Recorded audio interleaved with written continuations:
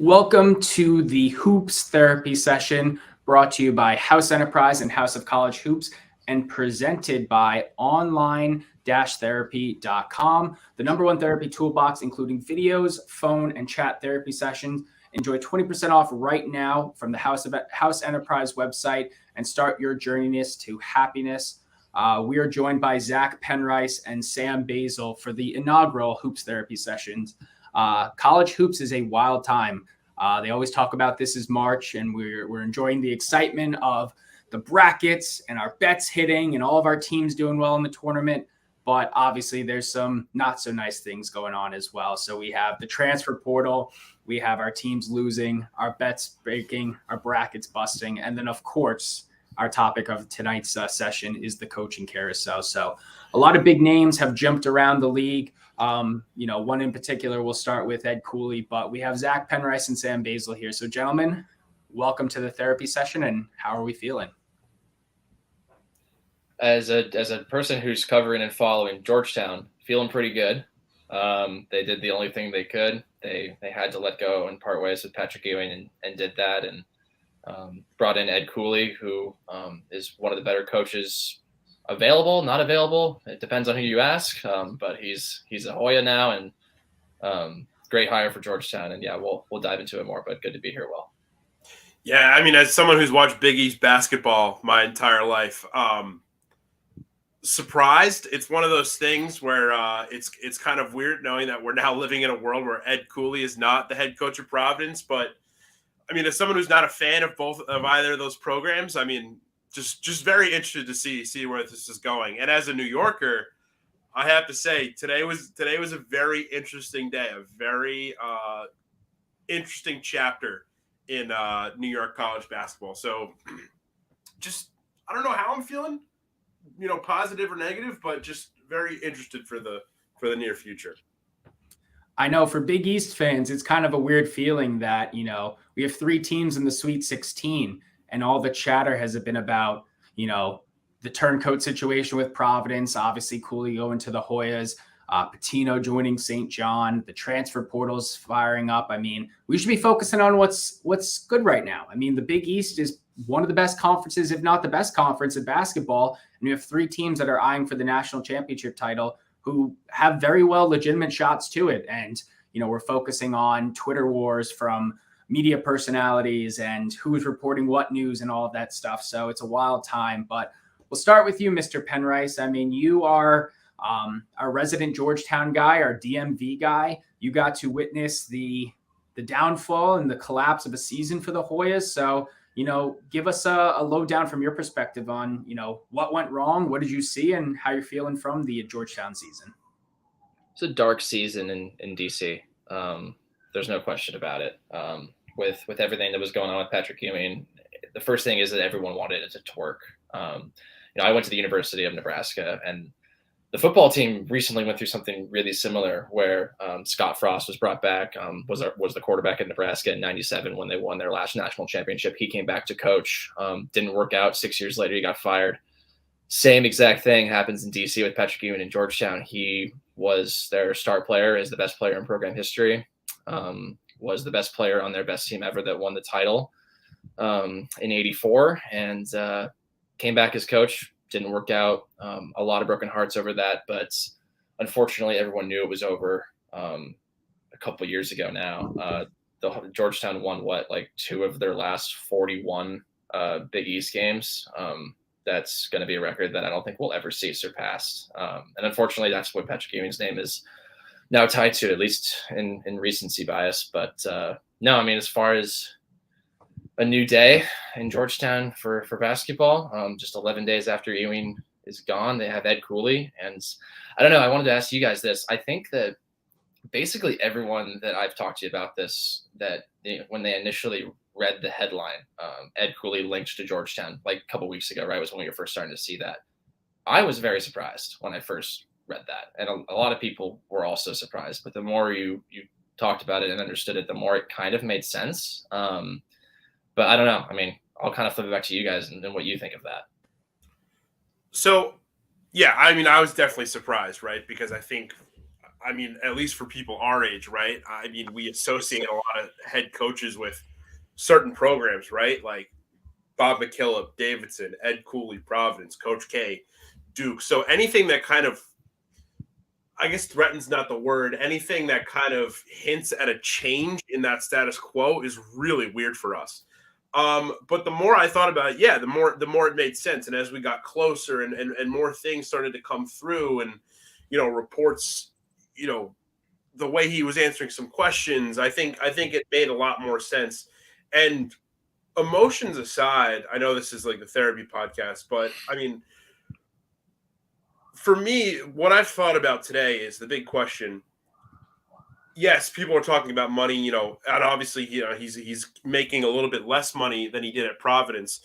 But my question to you, Zach, especially as someone who covers, Georgetown, do you feel like maybe Cooley felt like the ceiling was a bit higher at Georgetown than it had been at Providence? Do you think he had pushed Providence to the ceiling that he felt like he could go to, and that's what's kind of prompted this change?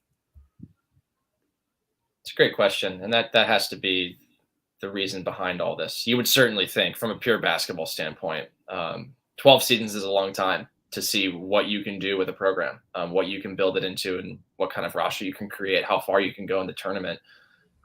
Providence had their day last year. I mean, that was their chance. That was their team. They won 27 games. That was Cooley's best team he ever had. And they just didn't quite get it done when it mattered most. Made the Sweet 16, had a great season. But I think maybe after that, in my head, was kind of the first time he probably had those thoughts of like, okay, like how far can I take this thing? How far can we really go with this program? And there's a lot of other factors and things that are enticing about Georgetown and DC. Like, forget the history. I mean, I honestly think that could hardly be a factor. Money is a factor for sure.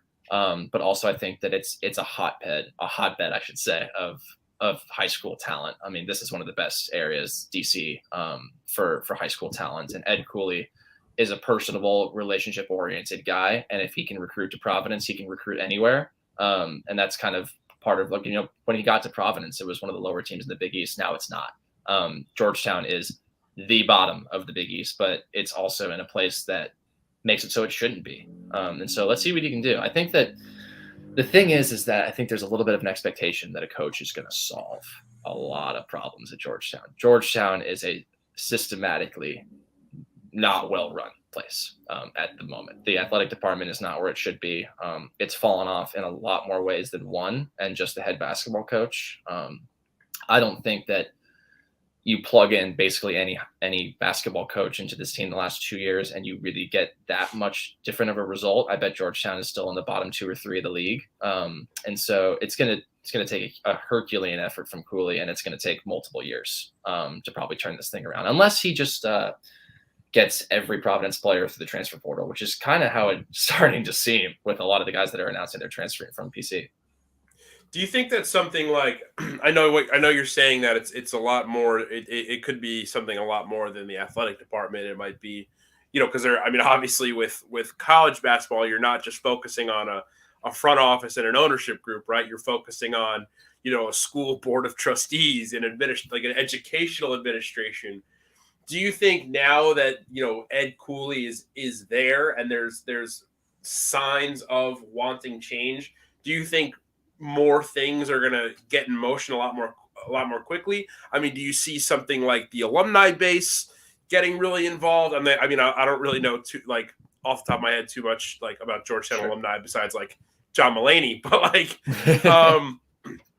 do you feel like the resources are there in DC and just around the country to kind of get this program back to what it was? I mean, maybe when even Patrick Ewing was a player. 100%. And I think that everyone knows that. And I think Ed Cooley knows that. Otherwise, he wouldn't be here. And I think that, in talking to students, even at games, or talking to alumni at games, the level of apathy, that the point that it got to, of just not caring, and just understanding, if it got to the point where essentially it was, if Patrick Ewing is going to coach this team, why should I care about this team either? Because clearly the administration doesn't care. Candidly, that was the thought. Where if we're going to just let this happen, where we're going to win 2 games in 41 tries, why should I support this team? Why should I care about this team? And so Sam, what you're kind of saying is that they have acknowledged and they're righting a wrong, and they're hopefully starting the wheels of change. That's kind of the whole point of this. And that, it went 6 seasons, didn't work. It should have not lasted that long. The only reason it did is because of who Patrick Ewing is.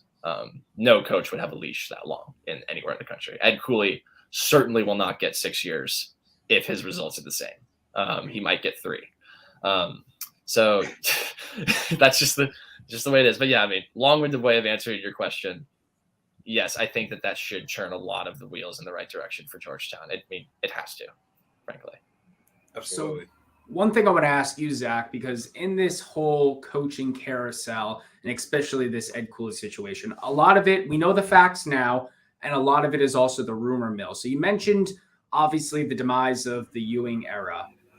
There are some rumors circulating now that Cooley might bring Ewing back. Would you welcome something like that? Do you think it's a silly move for Georgetown? Again, we're not reporting that that's the case. Twitter is a dangerous world and not good for the mental health of college hoops fans, that we don't know what's true and what's not. But there are some rumors that, Cooley and Ewing are, at least good acquaintances, if not friends. Would you welcome on, Patrick Ewing back to the staff to help mentor some of the big men as an assistant? Man, if you're Patrick Ewing, why would you do that?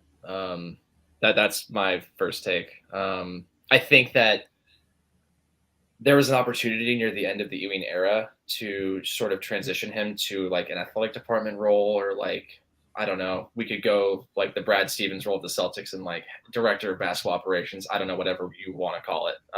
There was an opportunity to do something like that, where say he's stepping aside as head coach and moving to a different role within the basketball program. And I'm guessing that opportunity was presented to him and he said no. And so, as surprised as I was to initially see Ed Cooley linked to Georgetown, I would be much more surprised if Patrick Ewing was involved with the program in any capacity next season. I mean, maybe in the future they could transition back to that, but it's a little bit of a sore wound, I would say, at this point for Ewing to be involved. And now watch me say that, and he's going to be like assistant coach next year. Crazier things that happen. Crazier things that happen. So the Hoyas get their guy. The Friars obviously were a little stunned by this news. There was reports that they didn't hear anything until Sunday. Then there was the reports that, Cooley had these conversations back in early March, which led to the losing streak of the Friars. But one name that is circulating right now for Providence is George Mason's head coach, Kim English. Looks like the front runner, if not already the guy. I felt like this was going to be a quick move. I thought there were some other names that might have been a little bit stronger, but people are really pro Kim English, especially what he's done with George Mason in his short time and having the vote of confidence from Rick Barnes at Tennessee. So Basel, from an A10 perspective, I mean, what do you think this means for the Providence organization and the college hoops atmosphere, and what do you think it means for A10 conference as a whole? Well, to answer the first part of your question, what this means for Providence, I think Providence gets a pretty good guy. After 2 seasons at George Mason, I feel like it's one of those things where maybe people weren't expecting Kim English to go this early, but I feel like people had an inkling that George Mason would not be his forever home, for lack of a better term. I mean, he's a guy that's spent time. Look, he played basketball at Mizzou. He was an assistant coach at Colorado, at Tennessee. Obviously, this guy had power conference aspirations, but a lot of people felt like maybe he would be more focused towards the SEC. But Providence is just a great spot for a guy like Kim English. I mean, look, first of all, I think it's great when schools after losing a long-time coach, go with somebody really young. I mean, Kim English is a young guy. He's got a lot of energy. He's a great conversation if you ever talk to him at a media day or in a post-game presser. He's an advocate for his players, a great recruiter, and is great at coming into a program that already had kind of an intact roster centered around a guy like Josh Oduro, and not only helping them push them further into, pushing a guy like Josh Oduro further into an elite big man in the Atlantic 10, but just making sure that he didn't regress after the departure of Dave Paulson from George Mason. So if you're looking for, a guy that can, not only stop the bleed that any program losing their head coach experiences, but helps push them even further, I think English is as good a choice as anybody, especially if you're in a pinch like Providence is. Yeah, I mean, it's one of those things where we don't know if if it's happening right away. Obviously, a lot of things are, evolving with this situation. And, Cooley hasn't even had his press conference yet with Georgetown. So we'll have to keep our eyes on that. But staying in the Big East, you alluded to it before, Basel. Rick Pitino now will be leading St. John's. I mean, he is one of 4 coaches to lead 5 different teams to March Madness. He has 2 rings under his belt. He, checked the ego at the door. Iona helped build that program back up, who has a new coach after his departure, which we'll get into after. But, the buzz was in the city today. Madison Square Garden was buzzing. I feel like this is going to be a big boost for St. John's, but we'll start with Basel and then head over to Zach. What does Pitino heading to St. John's make you feel? For St. John's, I think this is a fantastic hire.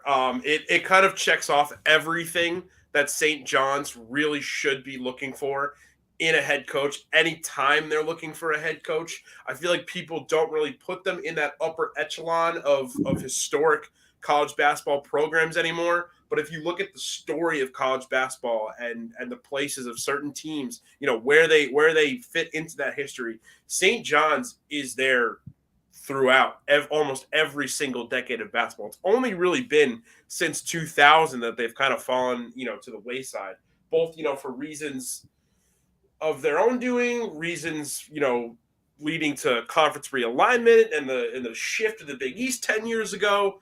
But this is exactly what St. John's needed to kind of get back into us being a serious contender, not only in the Big East, but being a consistent NCAA tournament team.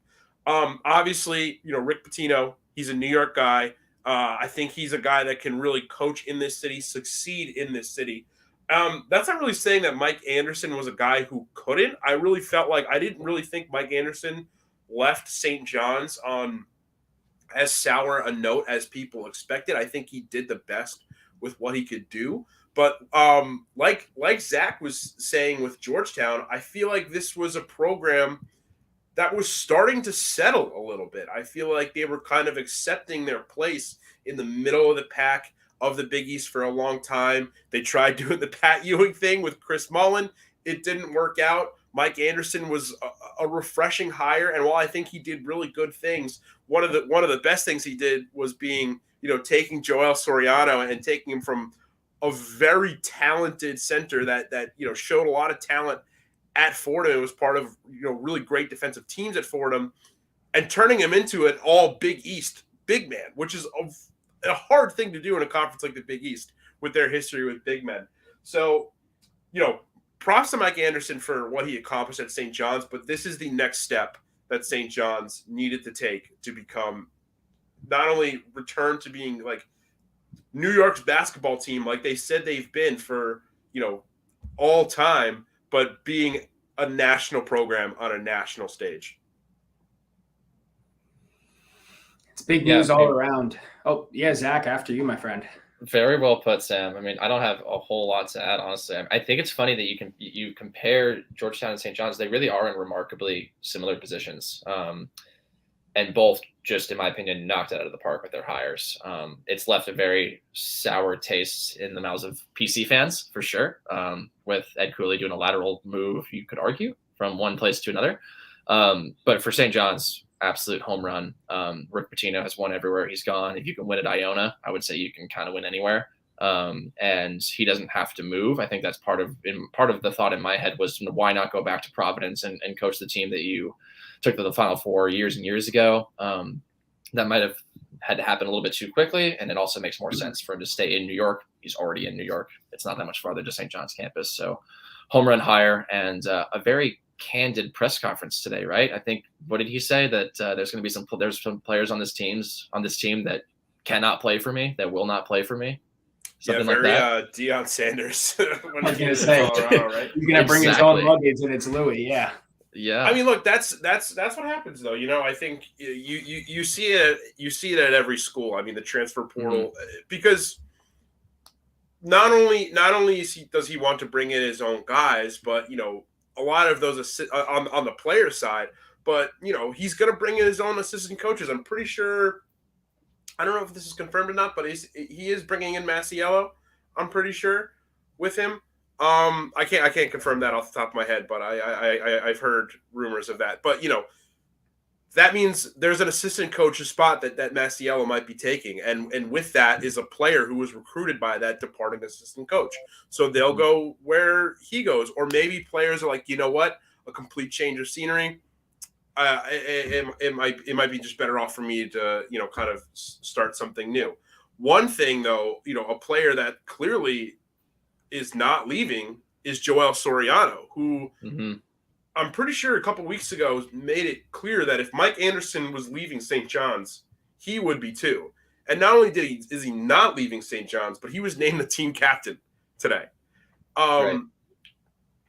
Again, Pitino already a home run hire and already hitting a home run in what he's doing as a head coach of this program. I think keeping Joel Soriano, a graduate of Stepanek High School, in the New York area, is fantastic.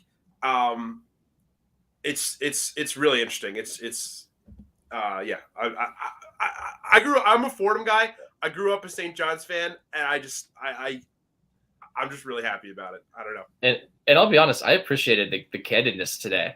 It was refreshing, less coach speak, more honesty. And Rick Pitino is 70. Like, this is probably his last job ever. Like, he doesn't need to care. Like, is he like trying to keep things clean for his next gig? Like, no, this is probably it for him. And so, let's see what he can do. I mean, like you said, Sam, St. John has been bottom third of the Big East for too long. And them and Georgetown were the conference back in the 80s. It was Chris Mullen versus Patrick Ewing. That was kind of the deal back in the day. And so they both made home run hires within hours of each other. And so next season got a lot more fun for the Big East. And also, God, the added spice next year of Providence, Georgetown, the fact that they play twice, especially that game up in Rhode Island, is going to be absurd. And I think you answered my next question, Zach. My question was going to be, who has more riding on them in this situation? And I believe it's Cooley because, Pitino has already won what he's won. This is an opportunity where he can, solidify that Hall of Fame career and build St. John's to back where it was in years prior and become a competitor in the Big East and obviously at the big stage. But this seems like a situation where Ed Cooley, you made a lateral, if not downgrade move. Can you now say can you bring Georgetown to the promised land? Pressure's on Cooley. What Sam asked earlier was all about why make the move if you don't think that the ceiling isn't a little higher at Georgetown. That's exactly what Cooley thinks. And there's a lot of people that don't think that. And so I guess we'll have to see what he can do if the ceiling is indeed higher at Georgetown, but the pressure is most assuredly on him to try and do it. And we'll probably have our answer in the next few years to see how this actually goes. But that's a whole other conversation of if Cooley can't turn this thing around in DC, who the hell can? It would be the next question. But that's fortunately one we don't have to get into just yet, but definitely in the back of the mind at the moment. In regards to Rick Pitino, a feel-good story that I think college basketball fans as a whole can appreciate is Tobin Anderson. Obviously, FDU, the Fairleigh Dickinson Knights, upset Purdue. He had that quote, which I think was make or break for his career because he was going to either be on Old Takes Exposed or upset the number one seed. And it was, I think we can beat Purdue. It looks like we can. And he spoke it into existence. And now it has earned him that right to, coach Iona. And I think this is a great move that, both sides can be happy about. For FDU, you obviously have a guy like Tobin Anderson who, was very well. He coached very well at the D2 level, obviously took the program to the big dance and, made the upset. But now he gets a chance to coach Iona. And obviously Iona, Rick Pitino is never going to be there forever, but now they get a guy who is young, hungry, scrappy, and he's ready to keep the Gales on lock. So how do you guys feel about that move? Dude, before we get into Tobin Anderson, can I just finish up the Pitino thing with kind of just one thought? I feel like, yes, this is great that Pitino is at St. John's, but I feel like St. John's fans should try and give Pitino an ultimatum. And I've been thinking about it today in relation to his 6-year contract, and I feel like I've kind of worked out the proper ultimatum for Pitino. By the time Pitino's contract is up, he needs to have done one of two things: either taken St. John's to at least 3 tournaments in 6 years, or have won an NIT, because the NIT championship. Because in the sense that this is kind of bringing St. John's back to their roots. I mean, Carnesecca was at the press conference today, so that's how you know it's a big deal. St. John's, in its place in history in college basketball. I mean, I think it's most closely tied to the NIT and the identity of the NIT in relation to being kind of a New York staple. So I think them winning the NIT is kind of showing that this is ready to be the St. John's that people have been waiting for. Obviously, Rick Pitino is a guy with higher aspirations. He's not here to win NIT championships. He's at St. John's to win national championships. But getting an NIT along the way, I think, would be a really good first kind of appetizer for St. John's fans to kind of show like how ready he is to flip this program around. That's kind of just what was on my mind. Sam, does he add to that ultimatum if he wins the Big East tournament? Does that fill the gap? Yeah, I think it helps. I don't know if it completely fills the gap. I mean, it's really tough to say because they won a Big East tournament, I believe, in 2002. And obviously it's a long time. That's 20 years now. But I think if you can't win a Big East tournament, or then I feel like a couple NCAA at-large bids are just as well. But yeah, if he can get a couple Big East tournaments, I think that satisfies that as well. Or a Big East regular season title, something like that. You know what I mean? I mean, hey, Pitino's won the Big East tournament. Let's see if he can do it with St. John's. Yeah, and he won the pre kind of reconstruction Big East tournament. I mean, with a really good Louisvile team. Well, yeah, not according to the NCAA record books, but we don't have to get to that. Who reads those anyway? Yeah. So back to Tobin Anderson. Zach, what are your thoughts on that move? Man, when I first saw what he said after their win in the first 4, I was really worried that this man was about to be made into a meme. You were right. You hit the nail on the head, Will. That he kind of put his whole career on the line with a line like that, saying the more I watch Purdue, the more I think we can beat them. Pan to the next frame where they lose to Purdue by 25-30. That's kind of what everyone thought when they first saw that. But I think if you had to pick a 16 seed to beat a 1, that would have been the last one for sure that I would have picked. Not that you would really want to pick any of them, but the fact that they bring in the smallest team in college basketball, beat the biggest team in college basketball with the biggest player in college basketball, who is also going to win Player of the Year in college basketball. And FDU won the game. I think, I mean, we keep talking about home run hires. That should be one for Iona too. I mean, the recency bias of it all plays into that quite a bit. But I think one thing worth noting that I would add a question mark to is that I would argue FDU shouldn't have even been in the tournament because they didn't win their conference tournament. Merrimack did, who is ineligible for postseason play, which is a dumb rule.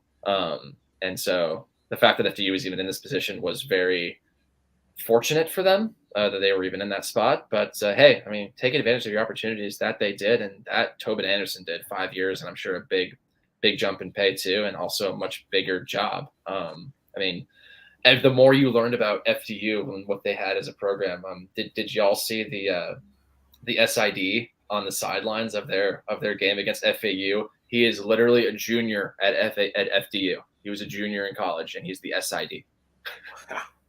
Which is, I mean, hats off to him, because that's a big boy job. That's a huge job. Yeah. That is not easy. So we might have to have him hop on a therapy session to be like, how do you do everything like this? Because that's if he has time. Yeah, I know. I mean, junior year is your make or break too. But the eyes that he got afterwards, hopefully he gets treated well in the job market afterwards, or he stays at school and just keeps being the SID. I mean, not a bad gig for him. So as we close out this coaching therapy session, I mean, how do we feel? I wanted to pose the question on just how we feel about the coaching carousel as a whole. I kind of related it to the NFL when Black Monday comes around, right after the Super Bowl. Obviously, coaches can get fired before, and interim coaches can be named and so on. But, in my opinion, I think all of this stuff, including the portal, should happen after the tournament. It gives teams a full opportunity. If players want to leave the tournament and coaches get fired during the season and during the tournament, so be it. But there should be a call to action from NCAA to, the day after March Madness, day after the championship goes, that's hunting season. That's when you can start having conversations and start moving forward. And it makes it an equal playing ground for everybody, especially players and coaches alike. So I wanted to get your thoughts on, your opinions on the coaching carousel and the timeline at hand. Yeah, I mean, it's really tough to say because while I think that something like the transfer portal and maybe even the coaching carousel to a certain extent have kind of become a lot more followable stories for people. I mean, probably because, social media and how news breaks on stuff like Twitter, it's a lot easier to get that information firsthand. We're going to be seeing it a lot more. It's going to be moving a lot faster. And like we're seeing right now with 2 weeks left before the tournament is even over, we've already got schools moving on to next season. People are committing to their new school. Coaches are getting hired and having introductory press conferences. Tobin Anderson got knocked out of the tournament this weekend, and two to 3 days later, he's at a whole new school. So if we're talking about, coaching therapy, it's stressful. It's anxiety inducing because there's just so much that you have to keep track of. Right. But I think it's something that kind of gives us a little glimpse into the daily life of a college basketball coach. Right. I mean, you see it when you're kind of in press conference rooms and you're talking to coaches. I mean, some of these guys are in the middle of a conference play push for the regular season title, or they've got a huge seeding game, on Tuesday, but on Monday they're on the recruiting trail. They're getting dinner with players. They're meeting people's families. So this is something that for us is fairly new to be completely on the clock. But I think for a lot of these coaches, I mean, this has kind of been the norm. Should it change? Do teams that are still in the tournament, that are in the tournament right now, that have to be locked in on potentially winning a national championship, could they feel like they might be at a disadvantage in things like the portal? Maybe. Could there be a rule change to help kind of stop that? Possibly. I don't think it would hurt, but I don't know if it would be entirely necessary, because I don't think it's that much of a change from what we've been doing this entire time. I will make a counterpoint, though. And again, this situation is fluid. We don't know yet. But as of last week, Ed Cooley hopped on a Zoom call with TCU big man Eddie Lampkin. Probably a top 15, top 20 transfer, can be a very dominant big, presumably for Providence, but now he's no longer there. Will there be actions handed if, he decides to attend Georgetown? I mean, that's tough. That's where things get dicey, when you know that when you have an inkling that you're going to be going somewhere else, and then you're bringing recruits with you. That's tough, but I don't know. That's, to be totally honest, I don't know how to answer that. Yeah, that's a good example, Will, but it's also something I feel like that happens all the time, which isn't excusing it, but that's just kind of how it works. And it sucks. Like there's no good solution to any of this. I love your point of, changing the rules so that you can't do any of this till after the season. Unfortunately, every sport has this problem to some extent. There's coordinators for NFL teams that are taking head coaching interviews the day before the AFC Championship game. Like that isn't right. Like that shouldn't be happening. But those teams who are hiring, they need an answer. They need to move on. They need to get started. Like every day matters, every hour matters, and all of these things, they're trying to get the next step up. Like you said, Sam, like the day before a game, you're on the recruiting trail. Like that's just how it is. Like it's hustle, hustle, hustle. And so if you change the rules to try to accommodate that or try to limit that, I'm not sure how much would change because when it was illegal to cut NIL deals, nobody did that, right? Because it was against the rules, so nobody did it. You know what I mean? Like it's just like the people who are willing to do the most will get the most if that's what ends up changing. But no, I mean, in short order, it sucks. But I don't know if there's a good solution to this. And going back to just the Providence and Georgetown situation and Ed Cooley, like he didn't handle this super gracefully. I would argue, how could he? How should he have handled it? If someone asks you, like, what do you think of the Georgetown rumors? Should you be like, oh yeah, like I've heard those, like I'm going there. Like I feel like so many coaches would stumble in that setting. And no, he didn't answer it very well. And he could have done a little bit more coach speak to trying to get out of that situation, but he didn't. And so, yeah, I mean, this whole thing is ill-timed, and it sucks that happened while Providence's season was still going on. But he's not the first. He most certainly will not be the last. And that this kind of stuff happens every single year. It'll probably happen more before this season even winds down. Another thing you have to think about too is even if you're a team, like let's say that you're a team that makes it all the way to the national championship game, your 2022-23 season is finishing April 4th. 3 to 4 weeks later, all those players who are in the transfer portal, they got finals coming up. Then you and the rest of your coaching staff around the same time are working on next season's schedule. Then you're planning, 2 months, then, people graduate in May, and then June, there's like that little bit of a lull, but then July, boom, you're on a trip. You're doing some preliminary practices. You're taking your players on a tour in Europe or in the Caribbean to go play exhibition teams. It's college basketball. I think people put college basketball on a timeline of the school year, which makes a lot of sense, August to May. But it's really not like that. It's 365 days a year. And so I really don't know what the solution is, especially, considering that, these players they don't play for a long time. They play 4 to 5 and, in the current college basketball world, 6 years. So you got to make sure that things are tight, and you got to make sure you're prepared for pretty much everything. I mean, that's a great point. Like Georgetown's season was over 9 days before Providence's. That gives them that matters. That timeline matters. Like that's like not to say that they didn't talk to Ed Cooley before that, because they absolutely did. But they got their jump on this whole thing. So the dominoes have fallen. The carousel is spinning away. We hashed a lot of things out in this session, so I think it went well. We obviously got a lot more to talk about, from brackets being busted, bets being bursted, and the transfer portal. But we appreciate Zach and Sam for joining on, and for the first episode of the Hoops Therapy Session presented by onlinetherapy.com. We will catch you later this week.